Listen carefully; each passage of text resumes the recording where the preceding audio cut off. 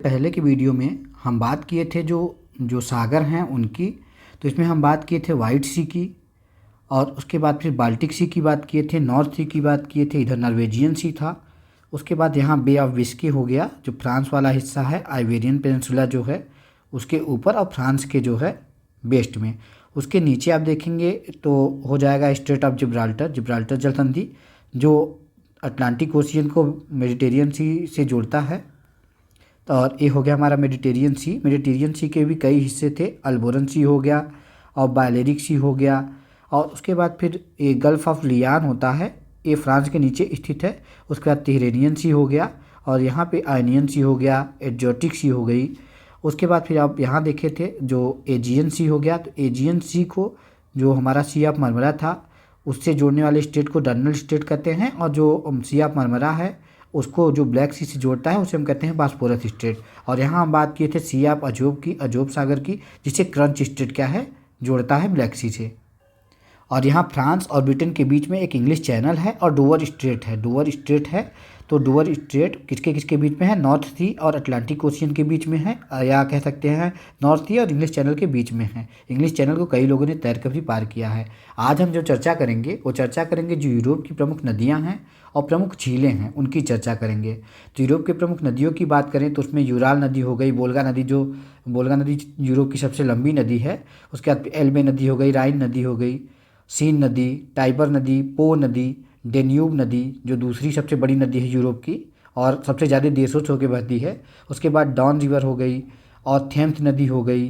Thames नदी आप जानते हैं कि जो इंग्लैंड स्थित है, तो और जो ऑक्सफोर्ड है शहर और रीडिंग शहर है, ये सब कहाँ किसकी नदी किनारे स्थित है, तो थेम्स नदी किनारे स्थित है। उसके बाद लायर हो गई, विस्टुला नदी नदी हो गई। तो ये सब नदियाँ हैं जिनकी हम चर्चा आगे करेंगे।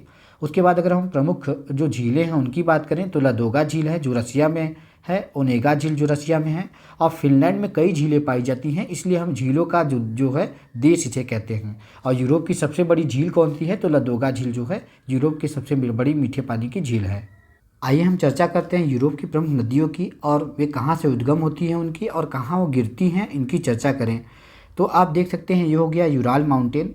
यूराल माउंटेन से आप दो नदियों को देख सकते हैं, एक पेचोरा नदी है जो ऊपर जाके गिरती है जो बैरेंट सी है उसमें, और उसके बाद फिर इसी के पास में कामा रिवर उद्गमित होता है जो बोल्गा रिवर का पार्ट है। और बोल्गा रिवर जो है आप देख सकते हैं कि यहाँ पे वाल्दे माउंटेन है, यहाँ एक माउंटेन का पार्ट है जिसे हम वाल्दे माउंटेन कहते हैं।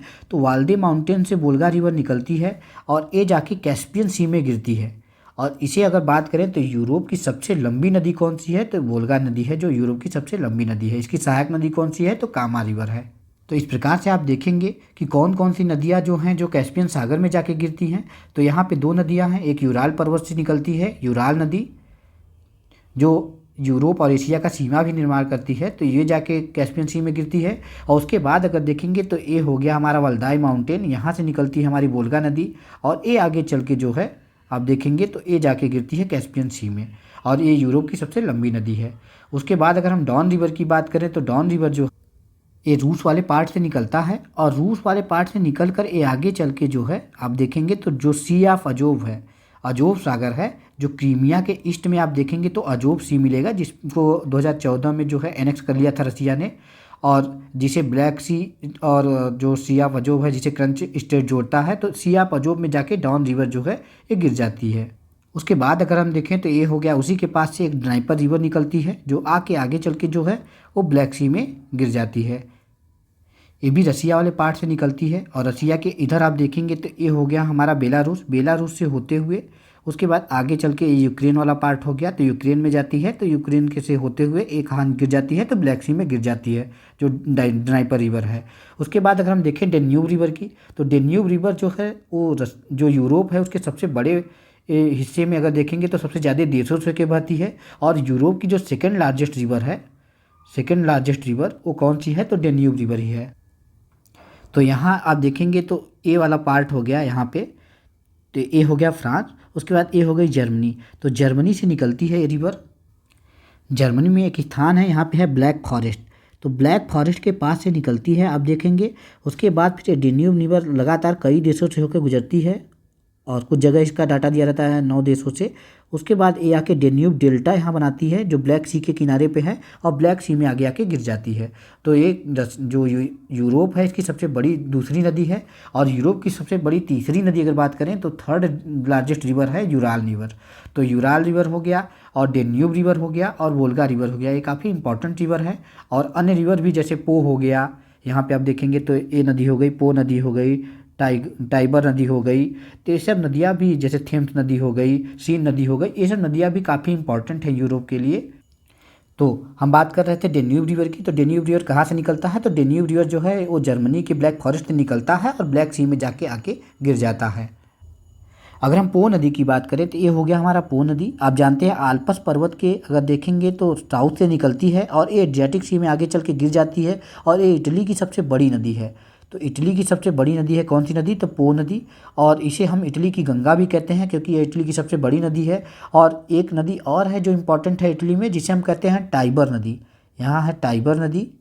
क्योंकि टाइबर नदी इसलिए इम्पॉर्टेंट है क्योंकि टाइबर नदी के किनारे ही आप देखेंगे तो जो वेटिकन सिटी है, जो दुनिया का सबसे छोटा देश है, वो स्थित है। और इटली का जो राजधानी है रोम, तो रोम राजधानी और जो वेटिकन सिटी है वो कहाँ स्थित है? तो टाइबर नदी के किनारे स्थित है, इसलिए काफ़ी फेमस नदी है। उसके बाद इधर आप देखेंगे तो ये सीन नदी हो गई जो फ्रांस में बहती है। तो सीन नदी यूरोप की सबसे व्यस्ततम नदी में से एक मानी जाती है। लेकिन अगर पूरे विश्व की अगर सबसे व्यस्त नदी की बात करें तो वो है राइन नदी, जो अगर देखेंगे आप तो जो आल्प्स माउंटेन है उसके नॉर्थ से निकलती है और ये आगे चलकर नॉर्थ सी में गिर जाती है। यहाँ देखेंगे तो ये नॉर्थ सी हो गया, यहाँ गिर जाती है। और दुनिया की सबसे व्यस्त नदी कौन सी है? तो राइन नदी हो गई। तो ये जो हो गई ये सीन नदी हो गई, जो आप देखेंगे तो फ्रांस वाले हिस्से में बहती है और ये आगे चलकर इंग्लिश चैनल में गिर जाती है। और फ्रांस का जो कैपिटल है पेरिस, तो पेरिस किस नदी के किनारे स्थित है? तो सीन नदी के किनारे स्थित है। और उसके बाद फिर ये हो गया हमारा थेम्स रिवर। यहाँ देख सकते हैं ये थेम्स रिवर हो गया, ये थेम्स रिवर। तो थेम्स रिवर के किनारे जो है इंग्लैंड हो गया, और उसके बाद फिर ऑक्सफोर्ड जो सिटी हो गई, रीडिंग सिटी हो गई, ये जो हैं इसी किनारे बसे हुए हैं।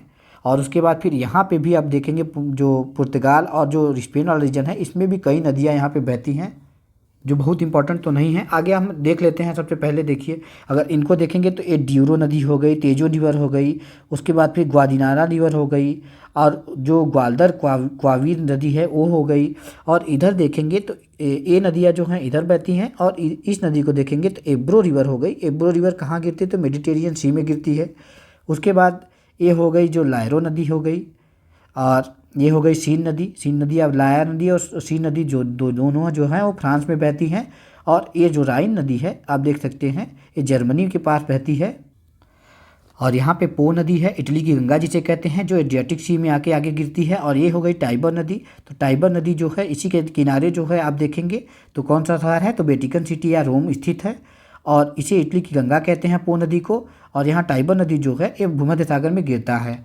उसके बाद अगर देखेंगे तो ये हो गई हमारी जो मुख्य रूप से ये डेन्यूब रिवर हो गई, जो सबसे ज़्यादा देशों से होकर बहती है। आप देख सकते हैं, और ये जाके आगे कहाँ गिरती है? तो ब्लैक सी में गिरती है, यहाँ पे ब्लैक सी में गिरती है।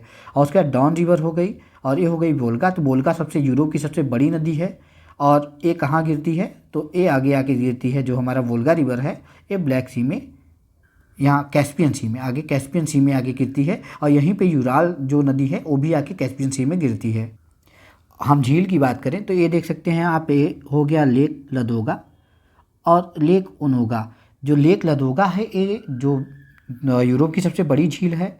और आप देख सकते हैं यहाँ पे हो गया नॉर्वे, हो गया स्वीडन, और ये हो गया फिनलैंड। तो फिनलैंड को झीलों का देश कहते हैं, ये हम आपको बताए थे पहले ही। उसके बाद अगर हम देखें जो यूरोप की सबसे लंबी नदी है, तो यूरोप की सबसे लंबी नदी हो गई जिसे हम क्या कहते हैं? तो वोल्गा रिवर कहते हैं। ये आप देख सकते हैं जो रेविंस्क रिजर्वायर है वहाँ से लगभग ये निकलती है, जिसे हम अल्दाई माउंटेन कहते हैं, वहाँ से निकल के आगे चल के ये जो है एक कैस्पियन सागर में आके गिर जाती है। तो ये हो गया कैस्पियन सी, आगे आके गिर जाती है। यहाँ से यूराल नदी आती है, जो यूराल पर्वत से, तो यूराल रिवर आती है, यूराल रिवर भी कैस्पियन सी में गिर जाती है। तो ये जो ये यूरोप है उसकी सबसे लंबी नदी है, और ये थर्ड लार्जेस्ट रिवर है। और यहाँ एक ब्लैक सी में नदी गिरती है, आप देख सकते हैं, इसका नाम है डेन्यूब रिवर। तो डेन्यूब रिवर जो है वो सेकेंड लार्जेस्ट रिवर है कहाँ का? यूरोप का। और अगर हम देखेंगे जो वेस्टर्न यूरोप है, तो उसकी सबसे लंबी नदी कौन सी है, तो डेन्यूब रिवर है। आगे हम डेन्यूब रिवर की मैप की बात करें तो ये हो गया हमारा डेन्यूब रिवर। तो अगर हम देखेंगे सबसे अधिक देशों से होकर प्रभावित होती है यूरोप में, तो यही है डेन्यूब रिवर हो गया। और उसके बाद फिर यूरोप की सबसे दूसरी लंबी जो नदी है वो कौन सी है, तो डेन्यूब रिवर हो गई। आप देख सकते हैं यहाँ जर्मनी के पास से ब्लैक फॉरेस्ट से निकलती है। उसके बाद आगे बढ़ते हुए ये नदी जो है आगे कई सहायक नदियाँ इनमें मिलती है और डेन्यूब रिवर आगे चल के जो है वो ब्लैक सी में गिर जाती है और यहाँ पे डेन्यूब डेल्टा का भी निर्माण करती है।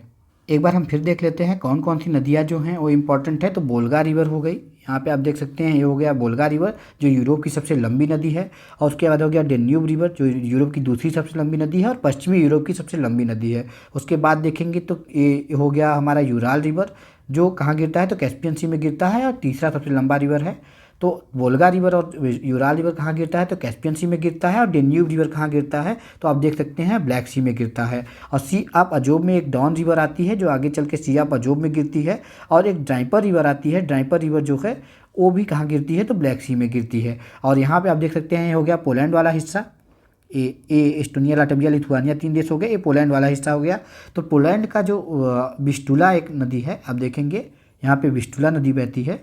तो विस्टुला नदी जो है वो, तो विस्टुला नदी के किनारे ही वर्साय जो पोलैंड का वर्साय जो शहर है जिसकी पोलैंड की राजधानी है वह स्थित है। और यह विस्टुला नदी जो है ये प्रभावित होकर आगे चल के जो है बाल्टिक सी में गिर जाती है।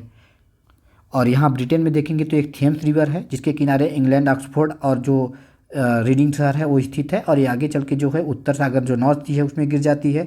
और यहीं पे राइन नदी है, ये भी आगे चल के जो है जर्मनी की राइन नदी, ये भी आगे चल के नॉर्थ सी में गिर जाती है। और यहाँ पे सीन नदी बहती है जो इंग्लिश चैनल में आके गिरती है। और ये हो गया हमारा जो है, इसमें देखेंगे तो ये पो रिवर हो गया जो आल्प पर्वत से निकलती है, एडियाटिक सी में आके गिर जाती है और इसे इटली की गंगा भी कहा जाता है। उसके बाद फिर ये टाइबर रिवर हो गया जो अगर देखेंगे तो इसी किनारे जो है वेटिकन सिटी और जो रोम शहर है स्थित है और ये तिहेरेनियन सी में आके गिरती है। और उसके बाद फिर इसमें भी कई नदियाँ प्रभावित होती हैं।